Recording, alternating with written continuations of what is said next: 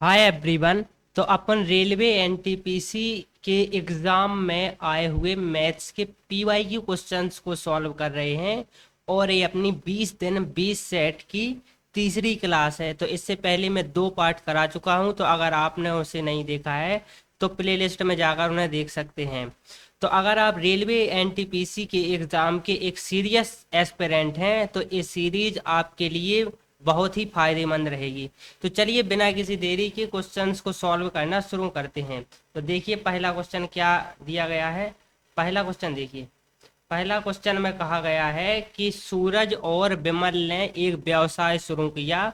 उन्होंने 1 वर्ष के बाद में जो है 8400 लाभ के रूप में कमाया। वर्ष के अंत में सूरज को उसके लाभ के हिस्से के रूप में 4500 रुपये की प्राप्ति हुई। तो सूरज और विमल द्वारा व्यवसाय में निवेश की गई राशि का अनुपात ज्ञात करना है। तो देखिए इस क्वेश्चन को अपन को सॉल्व भी नहीं करना है। जब मैंने इस क्वेश्चन को देखा वो कैसे, तो जैसे सूरज का लाभ दिया गया है 4500, ध्यान से देखना। तो विमल का जो भी लाभ होगा वो 4500 से कम होगा कि ज्यादा होगा, तो आप कहोगे 4500 से कम ही होगा, क्योंकि 4500 दूनी तो 9000 होता है, तो अर्थात 4500 से कम होगा। तो जितने भी रेशियो में पहली वाली वैल्यू बड़ी है दूसरी वाली छोटी है उसको अपन कंसीडर करेंगे। इसमें पहली वाली वैल्यू छोटी है तो ये अपन कंसीडर नहीं करेंगे, क्योंकि पहले जो रेशियो दिया गया है वो सूरज का दिया गया है और सूरज का जो लाभ है वो ज्यादा है विमल से। लेकिन इसमें जो पहला ऑप्शन है इसमें कम दिया गया है। सेम इसी प्रकार मेरे भाई जो डी ऑप्शन दिया गया है इसमें भी कम दिया गया है। इसमें विमल का ज्यादा है सूरज का कम है, तो ए भी अपना आंसर नहीं होगा। अब ए देखिए, इसमें सूरज का ज्यादा है विमल का कम है, इसमें सूरज का ज्यादा है और विमल का कम है। लेकिन यहाँ पर देखिए इस ऑप्शन नंबर बी में, इसमें तो मेरे भाई अगर विमल का 13 है तो सूरज का उसका दुगने से भी ज्यादा है, जबकि ऐसा नहीं है, दुगने से ज्यादा नहीं है। तो ऑप्शन नंबर सी इस क्वेश्चन का राइट आंसर हो जाएगा। दुगने से कम नहीं है, क्योंकि 4500 ए है मेरे भाई, और 4500 में कितना जोड़ा जाएगा, 8400 आ जाए, तो आप कहोगे 3900। तो इसको सॉल्व ही कर लो आप। 2 जीरो से 2 जीरो काट लो। 45 रेशियो 39 को अपन लिख सकते हैं क्या, 15 थी 45 और 13 थी 39, तो 15:13। तो ऐसे आपने बता दिया कि दो ऑप्शन को कैसे एलिमिनेट कर सकते हैं। तीसरे को किस प्रकार एलिमिनेट कर रहे हैं, क्योंकि जब तीसरे को अपन देख रहे हैं तो जब जो रेशियो दिया गया है वो 28:13, इसका मतलब ये है कि वो 2 गुने से भी ज्यादा है, जबकि ऐसा नहीं है। अगला क्वेश्चन देखिए। अगला क्वेश्चन ए है। क्वेश्चन में कहा गया है कि एक स्कूल में गणित भौतिकी और रसायन विज्ञान के लिए सीटें क्रमशः 7:8:9 के अनुपात में हैं। तो सीटों को क्रमशः 30% और 40% और 50% तक बढ़ाने का प्रस्ताव है। बढ़ी हुई सीटों का अनुपात क्या होगा।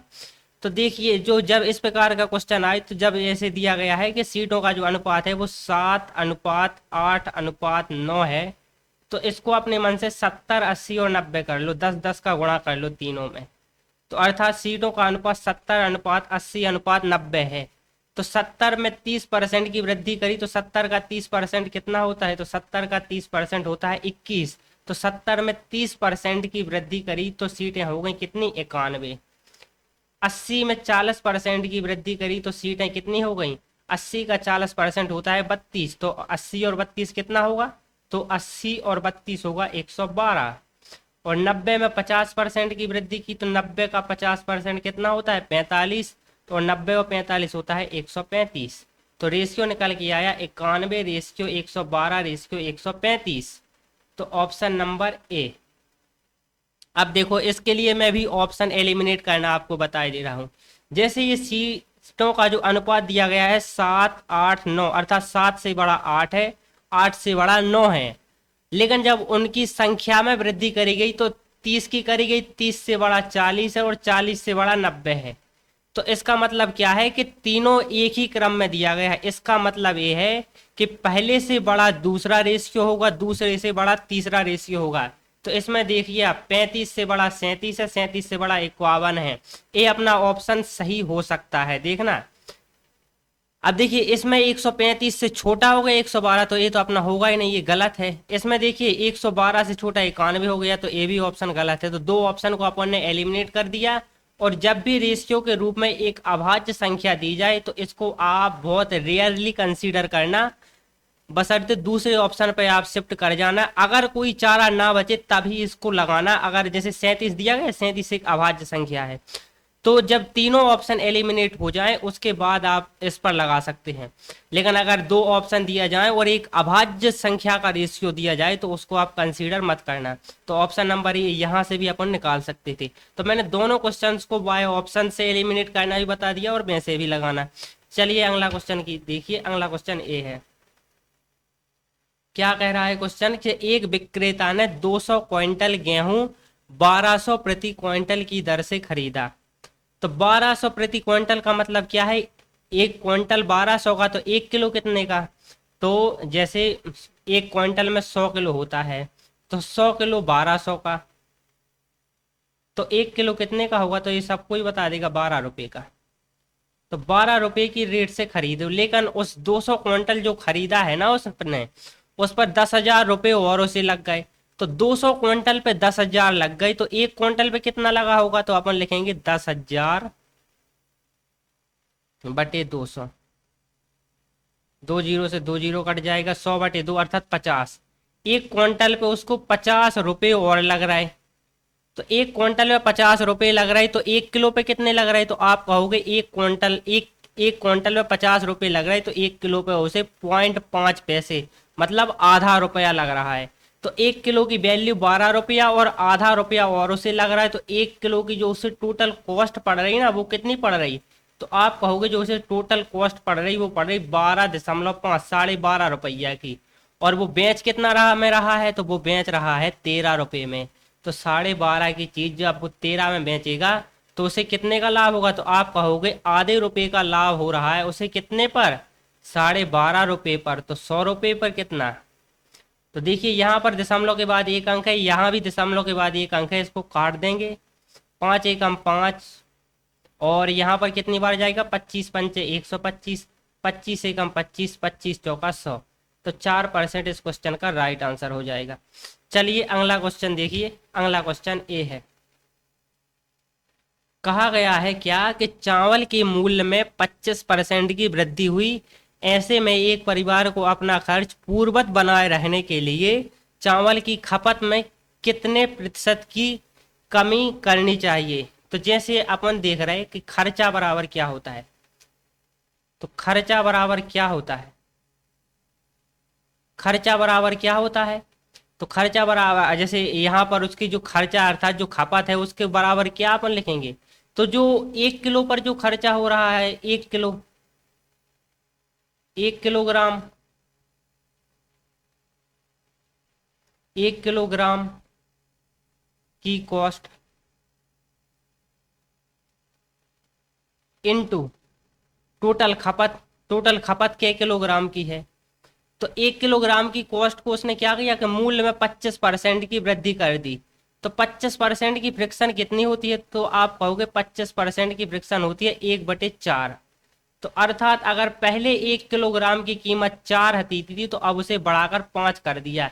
तो पहले 4 थी तो उसे अब बढ़ाकर कितना कर दिया गया है? 5। तो अपन को अब इंटू इंटू यहाँ पर खपत से गुणा होना है और यहाँ पर खपत से गुणा होना है। खर्चा दोनों बार बराबर ही चाहिए। तो मैं कहूँगा यहाँ पर 5 से गुणा कर दो, यहाँ पर 4 से गुणा कर दो, तो यहाँ खर्चा 20 आ जाएगा और यहाँ भी खर्चा 20 आ जाएगा। तो अब आप यहाँ पर देखना कि यहाँ पर खपत कितनी है। तो आप कहोगे यहाँ पर खपत 5 है, और मैं कहूँगा यहाँ पर खपत कितनी है। तो आप कहोगे यहाँ पर खपत 4 है। तो खपत में कितने की कमी हुई? तो आप कहोगे 1 की कमी हुई। मैं कहूँगा कितने पर? तो पहले कितनी थी तो खपत? तो आप कहोगे पहले 5 थी, तो 5 पर 1 की कमी हुई। 5 पर 1 की कमी हुई तो 100 पर कितनी? तो यहाँ से निकल के आएगा 20%। तो 20% इस क्वेश्चन का राइट आंसर हो जाएगा। चलिए अगला क्वेश्चन देखिए। अगला क्वेश्चन ए है। ये अच्छा क्वेश्चन है बाय द वे। देखना, यदि अल्फा और बीटा बहुपद एफ एक्स के x square plus 4x plus 4 के ऐसे शून्यक हैं कि alpha square plus beta square बराबर 24 है, तो के का धनात्मक मान ज्ञात कीजिए। तो अब आप ध्यान से देखना, के का अपन को धनात्मक मान ज्ञात करना है।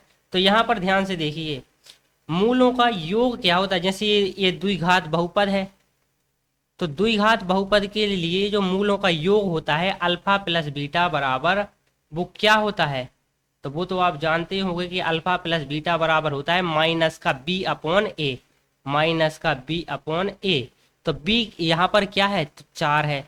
तो माइनस का 4 अपॉन ए क्या है? तो ए यहाँ पर के है, तो लिखेंगे -4 अपॉन के। अल्फा इंटू बीटा बराबर क्या है?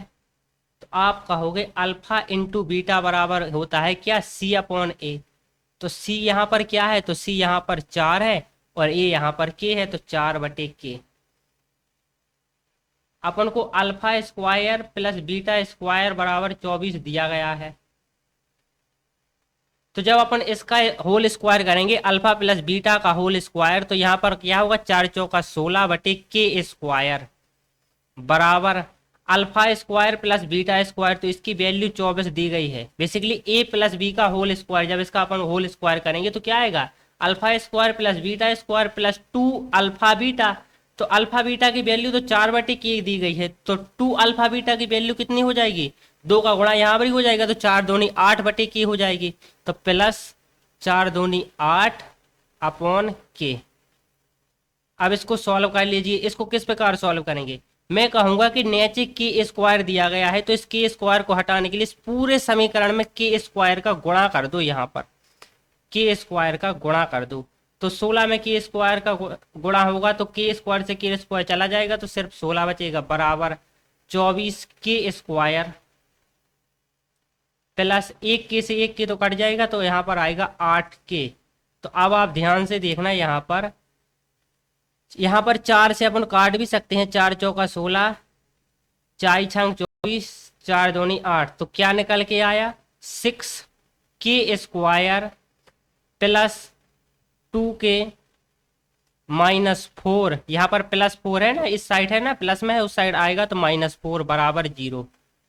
अब आप ध्यान से देखना, ऐसी दो संख्याएं बताओ जिन्हें जोड़ने पर 2 आए और गुणा करने पर 6 चौका 24 आए। तो ऐसी संख्या 6 और 4 हैं। जब अपन +6 को और -4 को लेंगे तो 6 में से 4 जाएगा, तो 2 आएगा प्लस का, और जब इन दोनों का गुणा करेगा तो माइनस का 24 आ जाएगा। तो यहाँ पर देखिए, यहाँ पर लिखेंगे 6 के स्क्वायर -6 के प्लस 4 के, आई एम सॉरी, यहाँ पर प्लस के 6 के होगा और माइनस होगा 4 के। ये जस्ट अ सेकेंड, मैं इसको करेक्ट कर देता हूँ। यहाँ पर माइनस होगा, तो 6 के स्क्वायर प्लस 6 के, तभी तो माइनस का 24 आएगा, और माइनस का 4 के -4। तो यहाँ से 6 कॉमन ले सकते हैं, तो 6 को जब कॉमन लिया तो यहाँ पर क्या बचा? के स्क्वायर, यहाँ पर 6 के को भी कॉमन ले सकते हैं, तो यहाँ पर बचा सिर्फ के +1, और यहाँ से सिर्फ -4 कॉमन आ रहा है, तो -4 को कॉमन लेंगे तो यहाँ पर बचा के +1। तो एक शून्य तो आया के बराबर -1, और एक क्या आया? 6 के -4 बराबर 0। तो 6 के बराबर 4, तो के बराबर 4/6 जो होता है 2/3। तो 2/3 इस क्वेश्चन का राइट आंसर हो जाएगा। थोड़ा सा कैलकुलेटिव क्वेश्चन था, लेकिन था एकदम आसान। तो चलिए अगला क्वेश्चन देखिए। अगला क्वेश्चन ए है। तो ए बहुत ही अच्छा क्वेश्चन है, और इस प्रकार का क्वेश्चन इस बार भी एग्जाम में आएगा। मैं 100% दावा के साथ कह सकता हूँ कि ऐसा क्वेश्चन किसी न किसी शिफ्ट में देखने को जरूर मिलेगा। तो आप बहुत मेहनत करके इस क्वेश्चन को समझते रहना, मैं आपको समझाता हूँ। तो देखिए क्या कहा गया है कि किसी नाव को धारा की दिशा में 63 किलोमीटर और धारा की विपरीत दिशा में 30 किलोमीटर की दूरी तय करने में 7 घंटे का समय लगता है। तो पहले इस इक्वेशन को लिख देता हूं कि 7 घंटे का समय लगता है कब? जब नाव 63 किलोमीटर, धारा की दिशा क्या होती है? ए प्लस बी, धारा की दिशा में, जैसे अगर धारा इस साइड है और व्यक्ति भी इस साइड चल रहा है, तो जो टोटल स्पीड होती है ना, वो धारा की दिशा होती है प्लस व्यक्ति की स्पीड। तो 63 किलोमीटर ए प्लस बी की स्पीड से जाने में जो समय लगा, और प्लस 28 किलोमीटर धारा के विपरीत दिशा में अर्थात ए माइनस बी में जाने में जो समय लगा, वो बराबर है 7 घंटे की। अब आप ध्यान से देखिए अगले अगले की लैंग्वेज क्या कहा गया है। अगली लैंग्वेज में कहा गया है कि 24 किलोमीटर धारा के अनुकूल, अर्थात धारा की दिशा में 28 किलोमीटर और धारा की विपरीत दिशा में 48 किलोमीटर की दूरी तय करने में 6 घंटे का समय लगता है। तो इसको भी लिख दीजिए कि 6 घंटे का समय लगता है 28 किलोमीटर धारा की दिशा में, अर्थात ए प्लस बी से जब वो चल रहा होगा, प्लस 48 किलोमीटर धारा की विपरीत दिशा में। तो इस इक्वेशन को पहले सॉल्व कीजिए। तो इस इक्वेशन को अपन किस प्रकार से जल्दी सॉल्व कर सकते हैं वो यहाँ पर देखिए। मैं कहूंगा कि इस 28 और 48, यहाँ पर जस्ट अ सेकंड में कुछ गलती कर रहा हूँ क्या, 63 किलोमीटर और 30 किलोमीटर है। आई एम सॉरी, यहाँ पर 30 किलोमीटर है, तो इसको मुझे 30 करना पड़ेगा।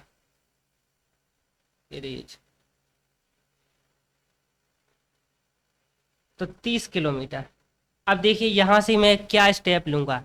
मैं ये कहूंगा इस 30 और 48 को अपन सेम किस प्रकार कर सकते हैं कि जब मैं इसमें से इसको घटाऊं तो ये में इसमें से ये अर्थात दूसरे पद में से ये दूसरा पद जाए तो 0 बच जाए, तो सिर्फ ए पद और ए पद बचे। तो मैं कहूंगा कि मैं इसमें जो है ना, इस पद में मैं 8 का गुणा कर रहा हूं। तो 8 का गुणा करूंगा तो 8 है 24 से 240 हो जाएगा। और इसमें मैं 5 का गुणा कर रहा हूँ, 48 पंचे 240 होता है। तो ये दोनों 240 हो जाएंगे और 240 में से 240 जाएगा तो 0 हो जाएगा। तो आप ध्यान से देखिए, इसमें मैं 5 का गुणा कर रहा हूँ। तो ध्यान से देखिए, 8 7 है 56 बराबर। अब मैं 8 का गुणा कर रहा हूँ इसमें, 8 3 24, 8 3 24, 8 6 48, 48 और 2 50, 504 ए प्लस बी प्लस, यहाँ पर तो 240 ही आना है, 240 ए माइनस बी। अब आप ध्यान से देखिए, यहाँ पर 5 छक्के 30 होगा, बराबर होगा 28 पंचे होता है 140 ए प्लस बी प्लस 48 पंचे होता है 240 प्लस ए माइनस बी। अब आप ध्यान से देखना कि मैं इस पहले वाले में से दूसरे वाले को जब घटा रहा हूं ना, तो 56 में से 30 जाएगा तो क्या बचेगा, तो आप कहोगे 26 बचेगा। मैं कहूंगा ठीक, बराबर 504 में से 140 जाएगा तो 364 बचेगा, 364 ए प्लस बी। अब 240 में से 240 जाएगा तो 0 बचेगा। तो इस ए प्लस बी को मैं यहां ला रहा हूं और 26 को इस साइड ले जा रहा हूं। तो ए प्लस बी बराबर 364 बटे 26। तो 26 से कम 26 और बचेगा 10 और 26 चौका होता है 104। तो ए प्लस बी की स्पीड आ गई अपन के पास 14 किलोमीटर प्रति घंटा। तो अपन के पास ए प्लस बी की स्पीड आ गई। ए प्लस बी की स्पीड को यहाँ रख दो 14 को, तो 28 बटे 14 निकल के आएगा 2, और 2 को जब उस साइड लेके जाएंगे तो 6 में से 2 जाएगा तो निकल के आएगा 4। तो 48 ए माइनस बी। अब इस ए माइनस बी को अपन इस साइड ले जाएंगे, इस 4 को जब यहाँ पर लेके आएंगे तो आप ध्यान से देखना क्या होगा। तो ए माइनस बी बराबर हो जाएगा 48 बटे 4। तो यहाँ से निकल के आएगा 48 बटे 4 बराबर 12। तो अपन के पास दोनों की स्पीड मिल गई कि जो धारा के अनुकूल स्पीड अर्थात ए प्लस बी है वो 14 किलोमीटर प्रति घंटा है, और धारा के प्रतिकूल जो स्पीड अर्थात ए माइनस बी है वो कितनी है, 12 किलोमीटर प्रति घंटा। तो बस अपन आपको अब क्वेश्चन के अकॉर्डिंग अपन को सिर्फ आंसर ज्ञात करना है। तो कहा गया है कि 35 किलोमीटर धारा की दिशा में, तो 35 किलोमीटर 1 घंटे में 14 किलोमीटर जाती है, 2 घंटे में जाएगी 28 किलोमीटर, 2.5 घंटे में जाएगी 35 किलोमीटर, क्योंकि 35 बटे 14 होता है 2.5। तो ये तो निकल के आ गया कि 2.5 घंटे यहाँ पर लग जाएंगे। फिर क्या कहा गया है, 27 किलोमीटर धारा के विपरीत। तो 27 धारा की विपरीत चाल कितनी है, 12 किलोमीटर प्रति घंटा। इसको सॉल्व करेंगे तो 9 3 27 और 3 चौका 12। 9/4 को भी जब अपन सॉल्व करेंगे तो क्या निकल के आएगा, 9/4 को अपन सॉल्व करेंगे तो 4 दूनी 8 बचेगा, 4 दूनी 8 बचेगा 1, 1 पे लेंगे 0 और 4 दूनी 8, 4 पंचे 20। अब इसको सॉल्व करेंगे 2 दूनी 4, तो 4.5 75 घंटा, 4.75 घंटा। अब इसको अगर अपन को 0.75 घंटा को अपन को अगर मिनट में बदलना है तो 0.75 में 1 घंटे की वैल्यू होती है 60। तो 1 घंटे की वैल्यू होती है, 1 घंटे में कितने मिनट होते हैं? 60 मिनट। तो 0.75 में कितने मिनट होंगे? तो 0.75 का गुणा कर दो सीधा। तो 6×5 = 30 और 6×5 = 0.75 और 6×7 = 42 और 3 × 45, 2 अंक बाद दशमलव आएगा तो यहाँ पर दशमलव आ जाएगा 45। तो 4 घंटे 45 मिनट का समय लगेगा। 4 घंटा 45 मिनट इस क्वेश्चन का राइट आंसर हो जाएगा। तो मैं ऐसा नहीं कि रेलवे एनटीपीसी के प्रीवियस ईयर क्वेश्चन को उठा रहा हूं तो सिंपल क्वेश्चन कराऊंगा, मैं एकदम अच्छे लेवल के क्वेश्चन आपको कराऊंगा। ये जो क्वेश्चन था और ये जो क्वेश्चन है, ये दोनों टॉप लेवल क्वेश्चन है। चलिए अगला क्वेश्चन देखिए। अगला क्वेश्चन ये है, ये भी बहुत अच्छा क्वेश्चन है। देखिए क्या कहा गया क्वेश्चन में कि 2x बराबर sec a है और 2/x बराबर tan a है, तो 2 (x² - 1/x² का मान ज्ञात कीजिए। तो आप यहां पर ध्यान से देखिए, 2x बराबर दिया गया है अपन को, 2x बराबर दिया गया है sec a। तो x बराबर क्या होगा? तो x बराबर हो जाएगा sec a/2। 2/x बराबर दिया गया है क्या अपन को? tan a। तो मैं कहूंगा 1/x बराबर क्या होगा? तो आप कहोगे इसके बराबर होगा tan a/2। मैं कहूंगा कि इसका स्क्वायर कर दो और इसका स्क्वायर कर दो और इसमें से इसको घटा दो तो क्या आएगा? x² - 1/x² बराबर sec स्क्वायर a/2 का भी स्क्वायर होगा तो 2 दूनी 4 माइनस tan स्क्वायर a/2 दूनी 4। अब आप ध्यान से देखना कि अपन को जो चाहिए उसमें 2 का भी गुणा भी हो रहा है यहाँ पर, तो मैं कहूंगा इसमें भी 2 का गुणा कर दो तो इसमें भी 2 का गुणा हो जाएगा। अब आप ध्यान से देखना, ये जो 4 है दोनों में इसको कॉमन ले लो तो यहाँ पर आ जाएगा 2/4 sec square a minus tan square a। तो 2 एकम 2, 2 दूनी 4, तो 1/2 अपना आंसर हो जाए, क्योंकि sec square a minus tan square a की जो वैल्यू होती है, या आप लिख लीजिए sec square a plus sec square a minus tan square a का जो मान होता है वो 1 होता है। तो 1/2 अपना आंसर हो जाएगा, ऑप्शन नंबर बी। क्योंकि 1, अब मैं आपको यहाँ पर बता देता हूँ, 1 + tan स्क्वायर बराबर होता है tan स्क्वायर a बराबर होता है sec स्क्वायर a। तो जब इस जो प्लस का tan स्क्वायर है उस साइड जाएगा तो माइनस का tan स्क्वायर हो जाएगा, तो sec square a minus tan square a बराबर 1 ही होता है। तो यहाँ से मैंने आपको बता दिया, इस क्वेश्चन का आंसर हो जाएगा 1/2। ये भी बहुत अच्छा क्वेश्चन है, भले ग्रुप डी के एग्जाम में पूछा गया हो लेकिन एक अच्छा क्वेश्चन है। चलिए अगला क्वेश्चन देखिए। अगला क्वेश्चन ए है। इस क्वेश्चन को देखिए। क्वेश्चन में कहा गया है कि सुरेश 24% की वार्षिक साधारण ब्याज की दर पर 80,000 रुपये उधार लेता है और रमेश 20% की वार्षिक साधारण ब्याज दर पर 91,000 रुपये उधार लेता है, तो उनके ऋणों के मिश्र धन कितने वर्षों में समान होंगे? तो अब आप ध्यान से देखना, मिश्र धन बराबर क्या होता है? मिश्र धन बराबर, तो अब आप कहोगे कि मिश्र धन बराबर होता है मूलधन प्लस ब्याज। मैं कहूंगा मूलधन तो सेम ही रहेगा ना, सिर्फ ब्याज चेंज होगा। जैसे 1 साल के बाद 80,000 पर 24% ब्याज लगेगा और 91,000 पे 20% ब्याज लगेगा। लेकिन जब मिश्र धन को अपन निकालेंगे तो उसमें मूलधन ऐड करेंगे कि नहीं करेंगे? आप कहोगे कि मूलधन को जरूर ऐड करेंगे, क्योंकि इसमें कहा गया है कि मिश्र धन बराबर हो जाएगा, ना कि ब्याज बराबर होगा। तो अब आप ध्यान से देखिए कैसे इस क्वेश्चन को सॉल्व करेंगे। मैं कहूंगा कि आप 80,000 रुपये तो लोगे ही लोगे, 80,000 प्लस अब 80,000 में अपन ब्याज ऐड कर रहे हैं, तो ब्याज कैसे निकालते हैं? मूलधन, मूलधन कितना है? तो आप कहोगे 80,000 मूलधन गुणे दर दर कितनी है, तो 24% गुणे समय, समय का नहीं पता कि कितने वर्षों के बाद ब्याज बराबर हो रहा है, अपन को समय को ही निकालना है, और बटे में आएगा 100। और अपन को ये बराबर चाहिए किसके, इसका भी मिश्रधन कैसे निकलेगा, तो मूलधन पहले लिखना पड़ेगा 91,000, 91,000 प्लस ब्याज निकालने के लिए 91,000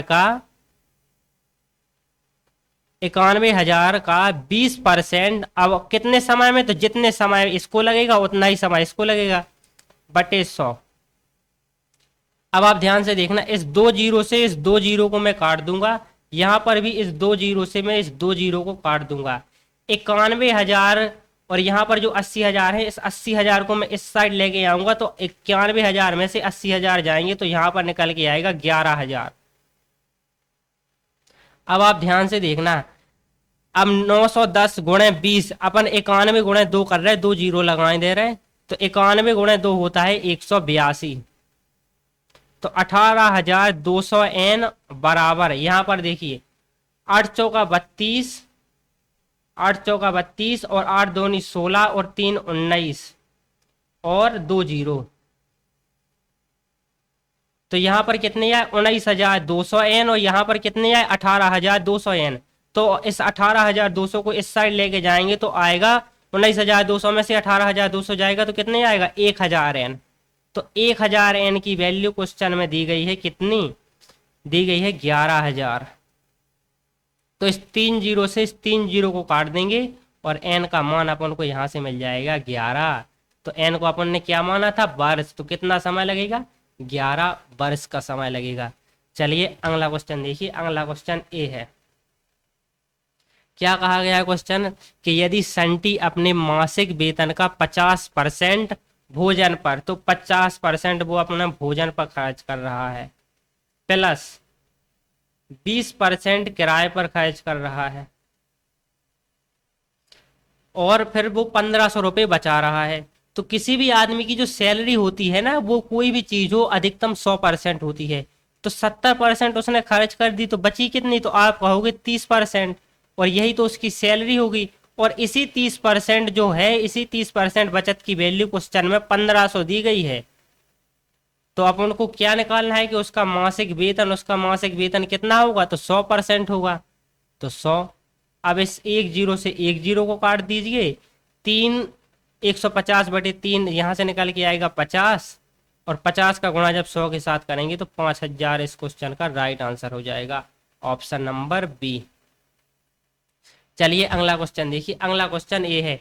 ये भी बहुत ही अच्छा क्वेश्चन है, आरआरबी जेई के एग्जाम में पूछा गया है।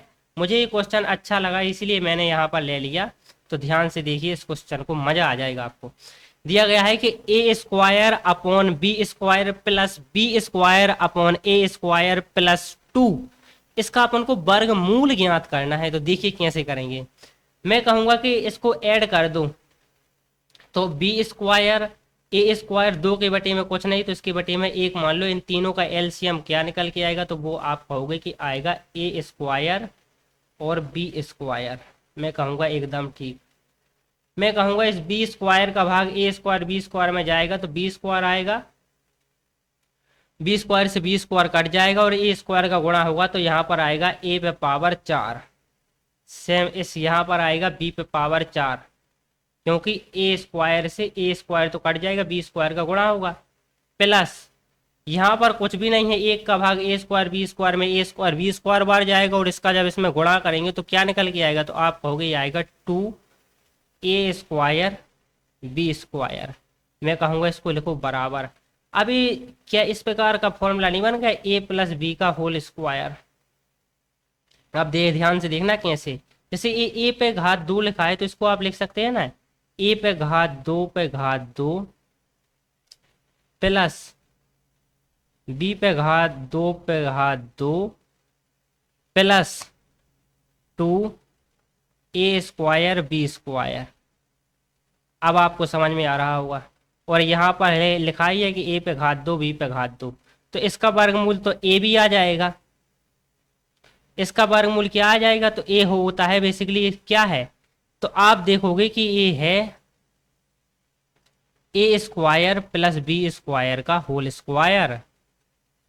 तो अब आप ध्यान से देखना, इसका वर्गमूल लेंगे तो क्या आएगा, तो इसका वर्गमूल लेंगे तो आएगा ए स्क्वायर प्लस बी स्क्वायर, और इसका वर्गमूल लेंगे तो आएगा ए और बी।